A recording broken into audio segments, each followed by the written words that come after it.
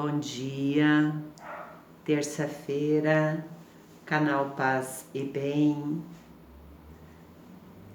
Toda terça-feira de manhã, bem cedinho, a gente tem um encontro aqui com a monja Kokai, né? Eu sou uma monja zen budista e eu oriento a prática espiritual no Zen Vale dos Sinos, uma cidade aqui pertinho de Porto Alegre.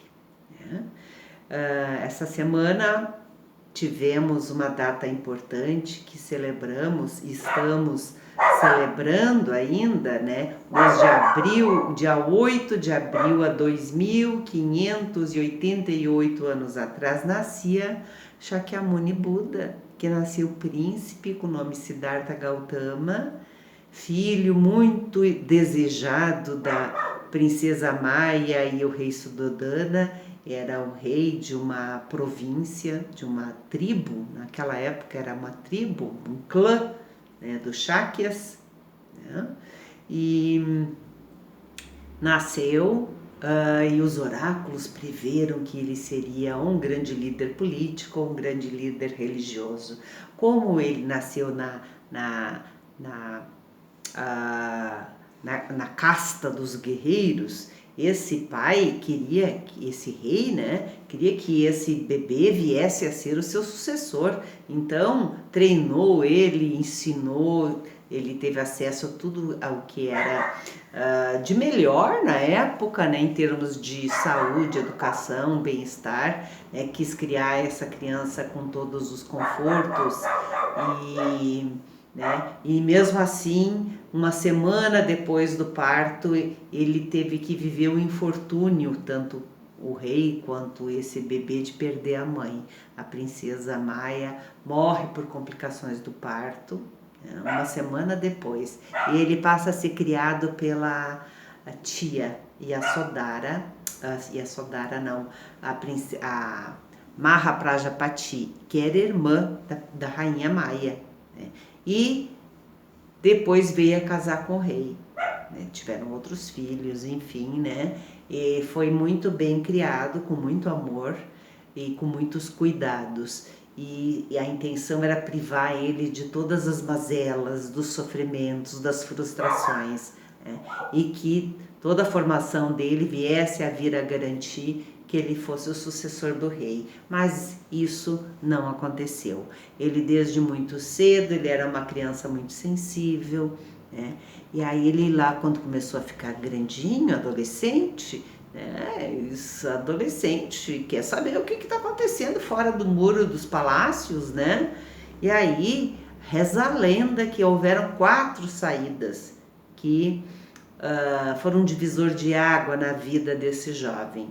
A primeira saída, ele saiu com o serviçal dele e disfarçados, né? E foram para a cidade, para o vilarejo, e lá ele viu coisas assim que eram muito contrastantes com a realidade que ele vivia até então, né? Viu a pessoas doentes, né? Tinha hanseníase. Então ele ficou muito impactado com aquilo ficou ali, né? E o sofrimento associado com a doença. Depois, numa outra saída, ele descobriu a velhice e descobriu que todo mundo ia ficar velho, que todo mundo um dia ia ficar doente. E numa outra saída, ele descobriu a morte e que todos iam passar inevitavelmente em algum momento de suas vidas. Olha o gato abrindo a porta. Aqui tem um outro gato ali, lindo, lá em cima. Meu gatinho branco, olha lá, que lindo, né? Esse é o bebê da casa, ele é branco com umas bolas brancas. Então ele tem o nome de Puá, mas ele também tem o nome de Kanchaka, que era o nome do cavalo do Buda, né?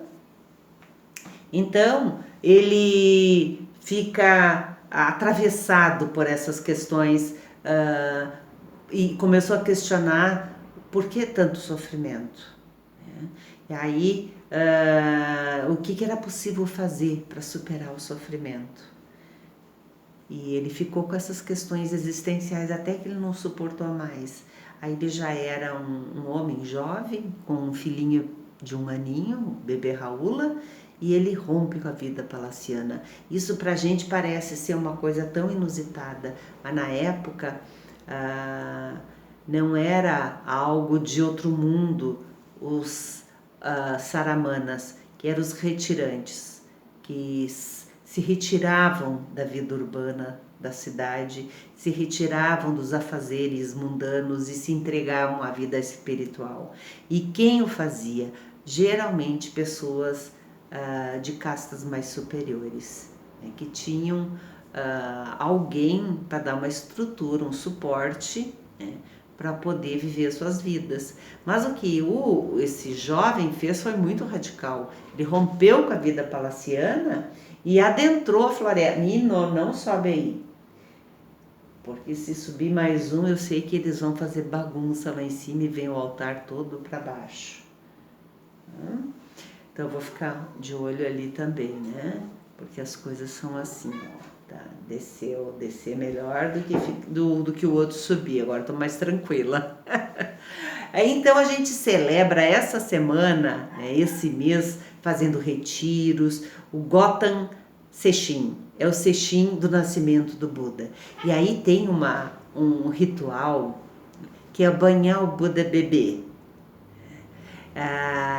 Porque quando esse bebê nasceu, reza a lenda que era a tradição as mães ganhar os seus bebês na casa materna. Então, a rainha Maia estava se deslocando de uma cidade para outra com a sua comitiva. E no meio do caminho ela entra em trabalho de parto nos jardins de Lumbini. Diz que era um lugar muito lindo e que ela tem o parto de pé, se segurando numa árvore, e que quando nasceu, chuvas de pétalas e de néctar celestial caíam do céu e o chão ficou completamente florido. E aí esse bebê deu 7 passos em cada direção, apontou o braço direito, o dedo indicador para cima, o braço esquerdo para baixo, com o indicador para baixo, né? E disse: entre céu e a terra eu sou o mais venerável. E isso tem diversas implicações e significados. Quem é esse eu? Não é o eu pequeno, nosso ego, né? Que está se achando que é o mais importante. Esse grande eu que engloba a tudo e a todos.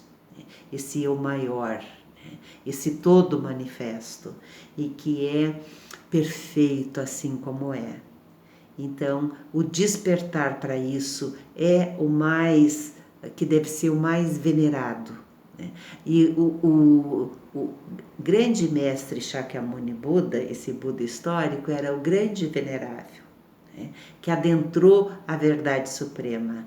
Então, a verdade suprema é entre o céu e a terra são testemunhas, assim como Shakyamuni Buda, no momento da sua iluminação, toca a terra como testemunha, né? Humus de humildade entre eu, todos os seres, né?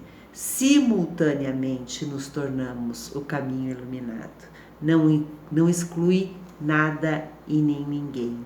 Todos estão incluídos aí.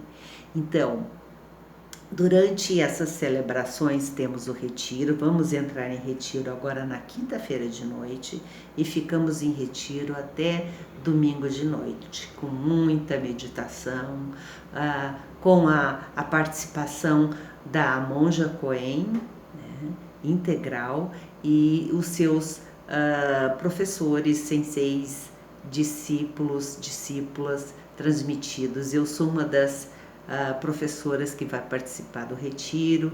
Então, eu, assim como cada um dos professores, a gente é responsável pelas palestras. Tem palestras do Dharma de manhã, de tarde, e à noite é a monja Coen que dá a palestra da noite. Então, são encontros assim, é um retiro sempre, os retiros assim como esse também, uma oportunidade de aprofundamento na prática budista. E encerramos esse retiro com essa cerimônia que a gente teve aqui já Na sexta e no sábado estivemos em retiro e também encerramos o retiro com uma cerimônia que se chama Kambutsue, onde cada um vem até o altar, oferece incenso e vem e banha o Buda bebê, e que representa o néctar celestial, aquela chuva de bênçãos. E a gente banha 3 vezes o bebê Buda e a gente cada um faz o seu pedido. Então hoje no finalzinho agora eu vou banhar o Buda bebê e vou fazer o pedido, vai ser para cada um que vai assistir essa cena, pode fazer o seu pedido e eu vou fazer o pedido especial para que o sofrimento que o nosso povo está passando, os retrocessos, que parem com os retrocessos, que haja paz e tranquilidade entre todas as nações, que não haja guerra, que o nosso povo tenha acesso à saúde, à educação e ao alimento, porque a fome voltou, isso é muito triste, é muito lamentável, que não hajam mais retrocessos, que o povo saiba votar. E esse aqui é um canal de comunicação onde a gente pode expressar isso, esse compromisso com o voto, que não seja nulo, que vamos votar naquele que sabe como ser o grande líder, que pensa e inclui a todos, e não como esse governo que toda vez que temos um governo de direita, governa para 30% da população e o resto fica à míngua, Os 70% restante ficam no desamparo, no abandono. Vamos só usar, cada semana acontece alguma coisa, se não todos os dias. E agora está faltando dipirona. Faltando dipirona nos hospitais, mas o que é isso? A que ponto chegamos? Não é só incompetência e responsabilidade, isso é falta de compromisso com o bem-estar social, com o bem-estar, com a saúde do povo. É não se importar que o povo sofra fome, sofra doença, e que sucumba. Pode ser